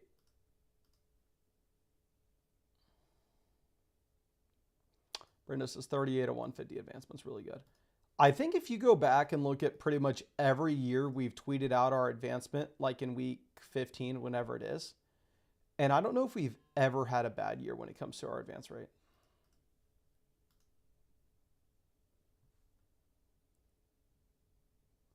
If you go back to that year where we won 150K when Jacobs was our most drafted player, our advance rate was sick. It was legitimately insane. Y'all know Deebo's one of my least drafted players, but round 7 Deebo, where we have no other option but to go with the wide receiver position, we'll mix him in. Because your boy is an idiot. He is wrong. A lot.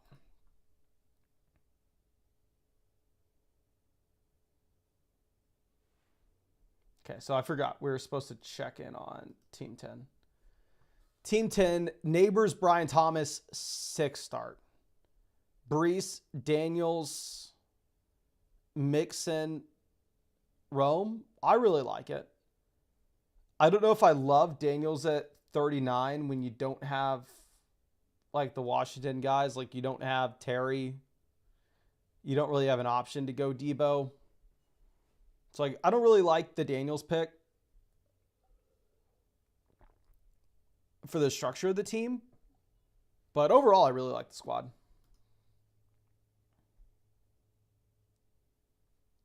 Andrew says he'd rather have Reed over Deebo. I'm just trying to be underweight Reed this year. Coleman says, I hate Deebo this year, not going to lie, but maybe I'm just a biased 49ers fan. Like I said, Deebo is in my bottom 5 most drafted receivers. Sorry, least drafted receivers. Like, I've drafted very little Deebo Samuel, but again, go look at Trey Lance. I'm wrong all the time, so maybe need to mix them in every once in a while here.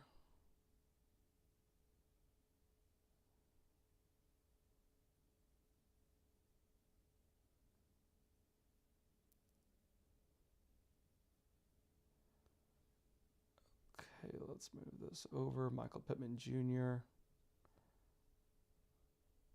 Pittman would have been somebody that we are looking at 95, right?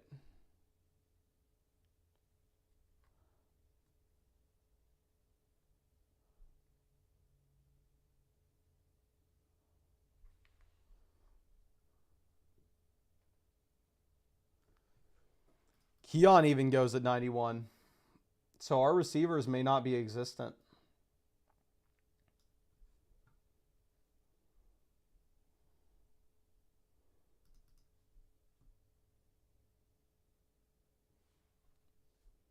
We'll take Igbuka. Kind of get lucky to have him make it to us in 95, to be honest. I haven't drafted a lot of him this year. I think he's a great prospect. It's obviously just crowded receiver room. And I think you could have some regression in Tampa.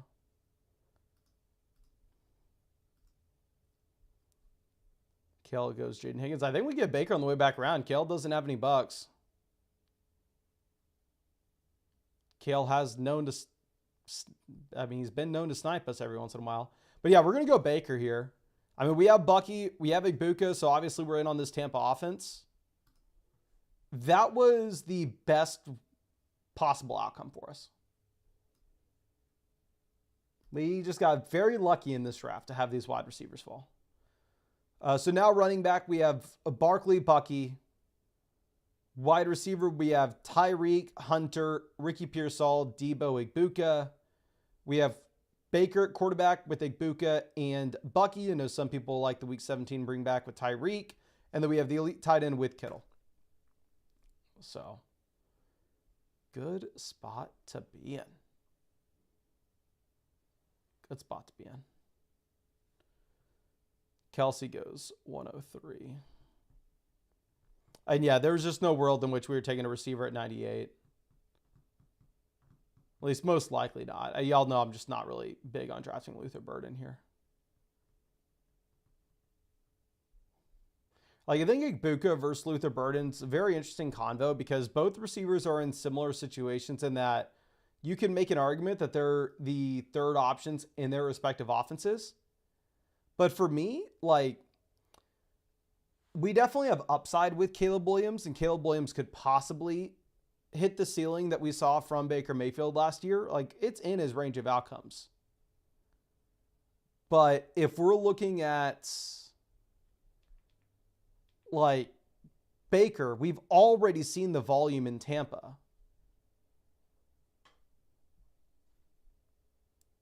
And with Ibuka, he's a much better prospect than Luther Burden.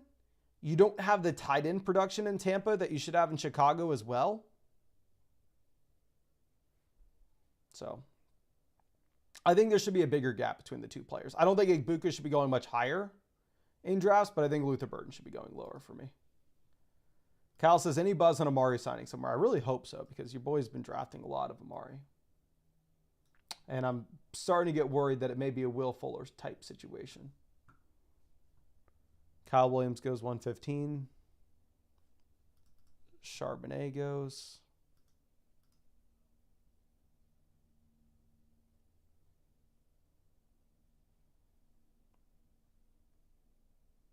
We actually get Purdy. I did not think that was going to happen. That team before us had Jennings. We get Purdy here to pair up with Kittle. Ooh, that is exciting stuff. This is an exciting draft. And we may have a big reach at 122, but I don't care.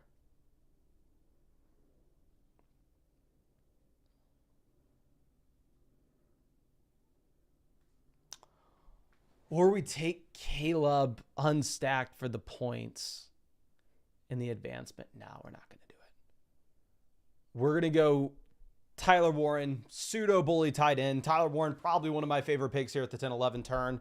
Structurally, it makes no sense, but this is just one of those player take things that it's like, hell, I'd rather have the elite tight end prospects that goes inside the top 15 picks of the NFL draft over Tuden, who could be the running back 3 on the Jags, who goes on day 3 of the draft.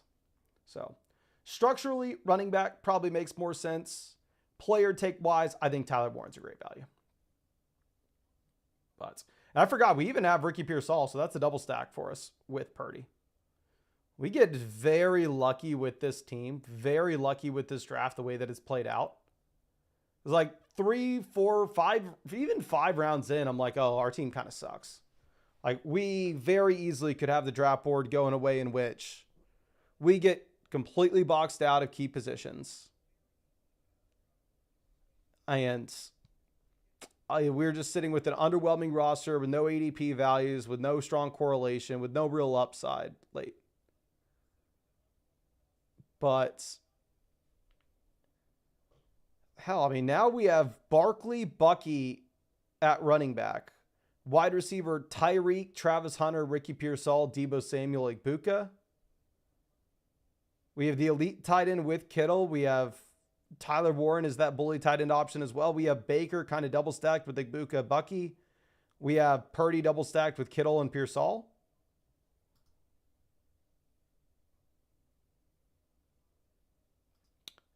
if there's like a weakness on the team, it's probably going to be centered around wide receiver. Almost very similar to our $500 draft. Everything's going to hinge on Travis Hunter here at the 4-5 turn.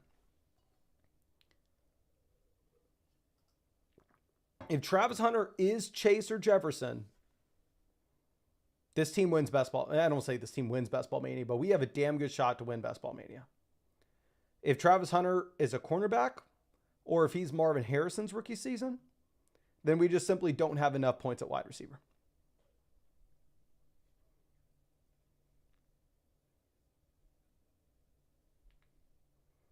Ferguson goes 140. We're done taking tight end. We're not going to take another. God, my face looked crazy there. We'll smooth this down. Joshua Palmer goes. Come on, camera. You want to go back for me? Okay. CJ Stroud off. I wasn't necessarily locking us into a third quarterback, but if we're going to get Lawrence 10 picks past ADP on a team where we have Hunter, we'll go ahead and we'll mix in Trevor Lawrence here at 143. Like QB 98 and QB 119 is kind of an awkward spot where you don't necessarily know if you want the third quarterback. If you do get the third quarterback, you'd probably rather it be like down in the range of guys such as, we'll take Ray Davis here as our third RB. You probably want it to be down in the range of like Matthew Stafford, Sam Darnold, Aaron Rodgers of the world where they're extremely cheap. But Lawrence fits the build. We get him at an ADP value. So we'll take him. Like QB 98, 119, 143 doesn't seem too rich.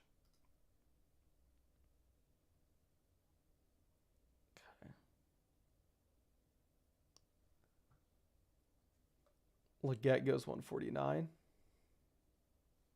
Drew says, if you don't have one of the top 4 quarterbacks, you always take 3. Again, I agree with you that we probably want to take 3 quarterbacks here, but typically if I'm going like Baker and Purdy, that third quarterback I take, I would prefer it probably being late, such as like Darnold, Stafford, Rodgers.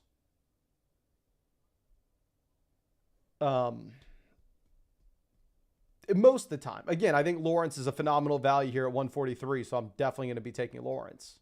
I have no hesitation to take Lawrence here.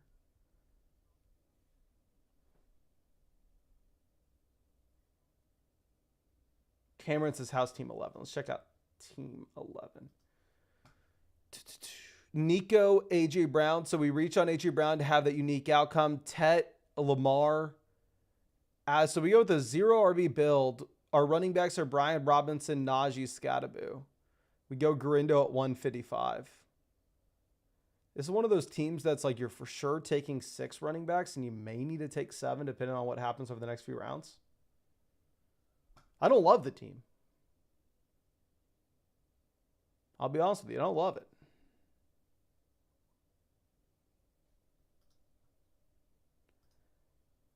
Lee says he liked his team early, but he hates it late. Team 7. CMC, Higgins, Chase Brown.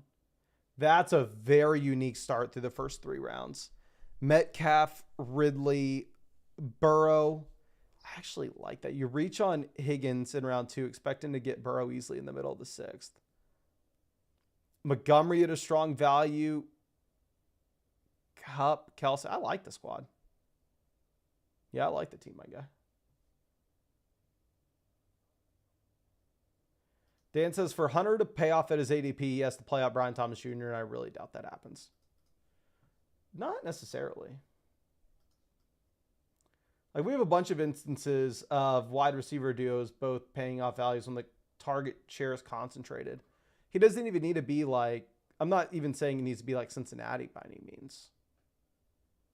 But even if it's just like Tampa. So obviously Lawrence needs to hit big.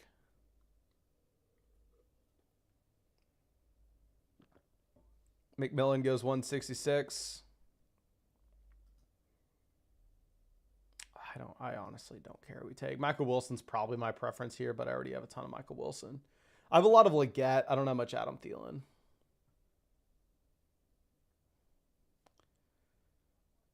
Kill goes Gino. Hunter Henry as well. Do we go Braylon Allen? Yeah, I'm not a big Jalen Knoll guy. We'll take Braylon Allen, especially when we're only going to take 5 running backs. Let's get the 4th running back. Unless somebody respectable. Why does the camera keep doing that? Oh, by the way, I'm not using the real camera. I'm using the webcam lately. The lady is not back at the house yet. She stayed with her family on the way back from California for a week, and she has half my bags because I had the dog in my car. So she has my tripod. I could probably jerry-rig the camera up in a way that we could get it on without the tripod, but I'm like, you know what? We can use a desktop camera for a bit.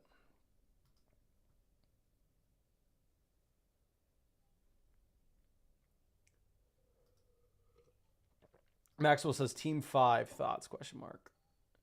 We have Lamb, Bowers, love that start. JSN, Devonta Smith, Zay Flowers,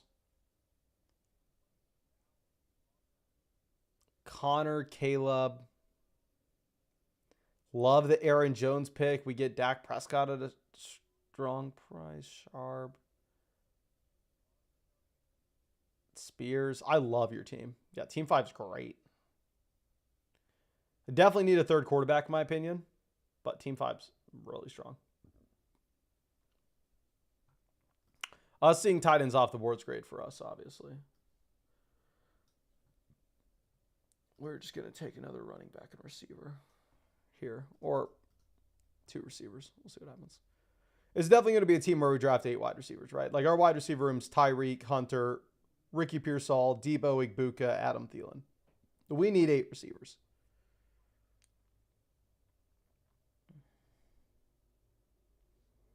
Chig off 187.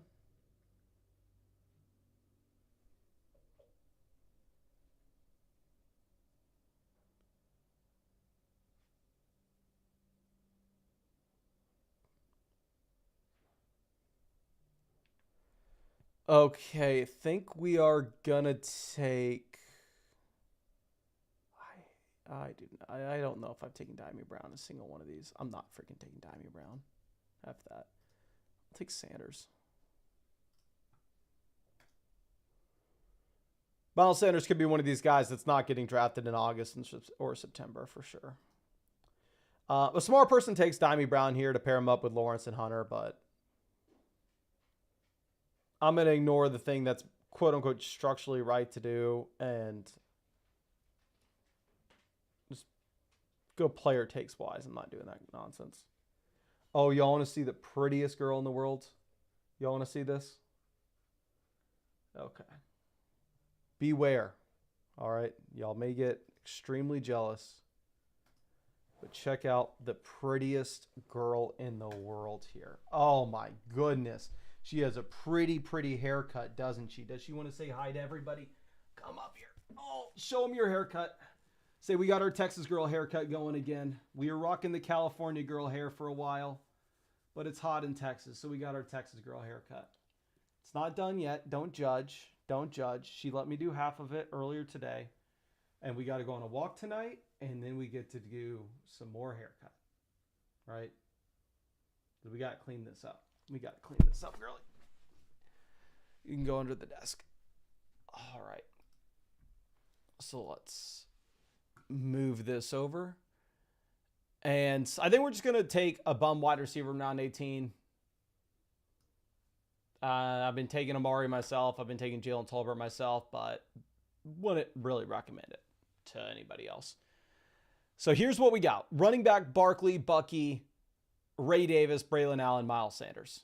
We need our guys at the top to stay healthy. That's what we need. And maybe a random breakout from one of these 3 bums. Quarterback, we're great. Baker with Bucky and Igbuka. Purdy with Pearsall and Kittle. Lawrence with Travis Hunter. Tight end, we're great. We have Kittle and Tyler Warren. Wide receiver, we have Tyreek, Travis Hunter, Ricky Pearsall, Deebo Samuel, Igbuka, Adam Thielen, Dontavian Wicks, and then some other random bum that we're going to take in round 18. So, appreciate y'all, ladies and gentlemen. Believe this was our 4th draft of the stream. So should be a long one. Did we make it to 2 hours today? But I'm going to go walk the girly, finish that haircut. We'll take Amari Cooper here because your boy can't stop. And I really hope I get to draft with y'all again tomorrow. Obviously, we're drafting on Underdog. Use code FLOCK. Get all our goodies. Support the stream. And if you have not done so already, hit the bell next to the subscribe button if you want to come out and stream with us tomorrow. And dude, now that I got the webcam going, I can show you all my goodies. You want to see this? This is the first Iron Man. We got the little bike course, got the fan pick, got the medal, and the bib. Pretty cool. But appreciate it, ladies and gentlemen, and hope I get to see y'all out with the stream